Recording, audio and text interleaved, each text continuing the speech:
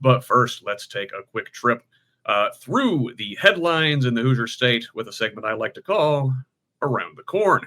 So, this week, we learned the Indiana Public Retirement System is divesting almost $170 million worth of holdings in Hong Kong following recent clarification of a 2023 Senate Act which mandated divestment from Chinese companies. We also learned this week that avian flu has been detected in a commercial duck farm in Elkhart County, affecting over 3,000 birds, marking the 10th bird flu case in the state over the last month. Also, nuclear energy leaders gathered in West Lafayette on Wednesday at the Global Nuclear Energy Economic Summit at Purdue, where AES Indiana, one of the state's big 5 electric utilities, announced they would explore small modular reactors at 2 of their existing at 2 of their existing power plants. They will be doing nuclear. Along similar lines, First American Nuclear Company, FANCO, on Tuesday announced that the company intends to establish its company headquarters, manufacturing facilities, and an energy park designed to be the first operating on a closed fuel cycle here in Indiana. They did not disclose where in the state this facility will be located. Good luck finding a company that or a community that wants that in their neighborhood. Also this week, the Indiana Capital Chronicle, great publication, by the way. Everybody should subscribe to them. I get so much of the news I cover here from them. Indispensable resource. Anyway, the Capital Chronicle covered the results of a survey sent out early this year to over 500 judicial officers across the state. It found that Indiana's trial courts use, quote, largely individually set, unwritten methodologies to determine indigency. That's whether the accused are able to afford an attorney before the appointment of a public defender. In local elections, there weren't many this year, but 6 communities held school tax referenda on Tuesday, with 5 of the 6 passing. Voters in Avon, Cannleton, Duneland School Corporation, Hanover, and Lake Central districts approved of the ballot measures, renewing previous levies.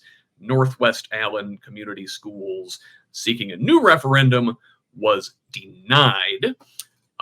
Finally, in our quick headlines here in this segment, Indianapolis-based pharmaceutical giant Eli Lilly and Company announced an agreement with the Trump administration in a joint Oval Office announcement with Danish drug maker Novo Nordisk to cap the prices of popular weight loss medications Zepbound and Wegovy.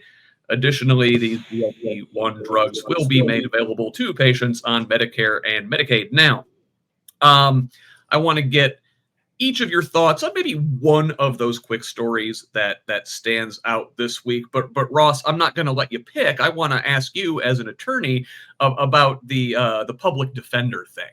So they're just willy-nilly deciding who gets a public defender or not? Is that how I read that? I wouldn't say willy-nilly. But yeah, there isn't a standard a statewide matrix or anything like that. Frankly, I don't know that there should be. This. I'm a criminal defense attorney, so this is what I deal with every day.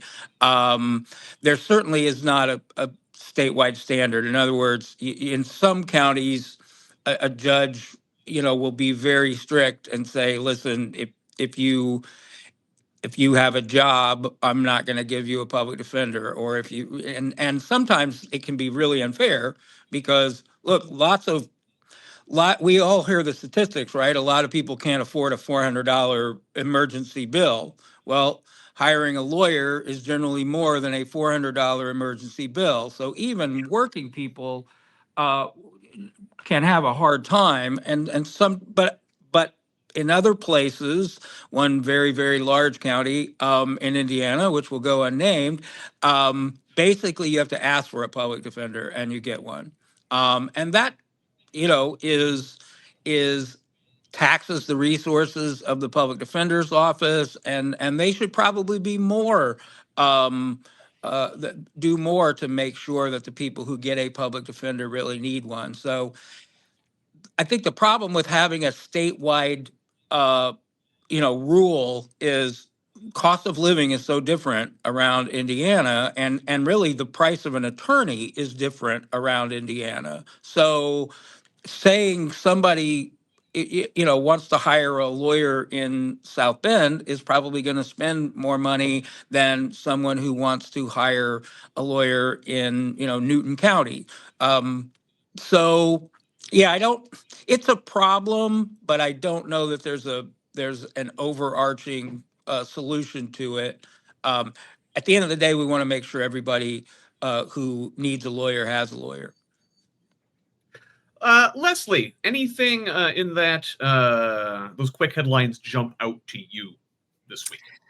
Well, I was really glad that Duneland School Corp was able to pass their referendum. I care very much about public school funding, and I think that some people didn't seem to understand that with Indiana, the GOP feeling like they have to fulfill on their promise to lower property taxes, that what's really going to get hurt are the schools. So the schools that asked for a referendum were really basically just trying to offset that so that they did not end up losing funds. And who knows what that would have led to, closing of schools or, more students per classroom, cutting out specials, which, I'm a big proponent of music for all kids, especially kids with disabilities, which is what I do on Thursdays. So yeah, I think that's extremely important. And I do worry, and I just hope this ends sometime in our lifetime, this whole idea to constantly think we need to lower taxes, because what are we actually getting when we lower the taxes? I'm a big fan of the Scandinavian or the Norway, Denmark, Sweden. They pay higher taxes, but they get a lot out of it. They get a robust social safety net. They get free college. They get childcare. They get, free healthcare. And scraping the bottom of the barrel just doesn't seem to work. And, if that's the only way they can win votes, I don't know. They're not really doing our state a favor, I don't think. So yeah.